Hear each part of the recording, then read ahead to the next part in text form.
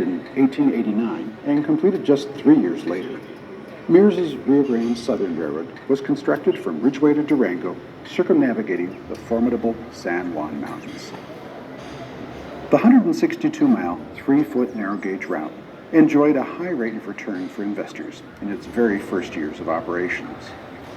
This was largely due to legislation that had been passed by Congress known as the Sherman Silver Purchase Act, which mandated the purchase of all this mining output at favorable rates. But larger economic and political forces were at work, leading to the Panic of 1893, the repeal of the act, and a sudden and permanent plunge in the price of silver. Silver ore and mining-related materials had been the Rio Grande Southern's primary cargo. Therefore, the railroad was suddenly in trouble. Financially overextended and unable to make bond payments, it entered receivership and came under the control of its major stockholder, the Denver and Rio Grande. In the years that followed, the little railroad line would always be in bad financial shape.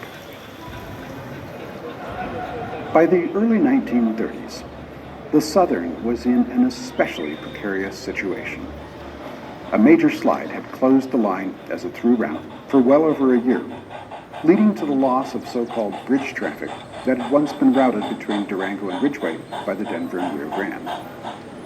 The continued operation of daily steam passenger trains to carry the U.S. mail could not be justified due to a lack of passengers and the high costs of labor and maintenance.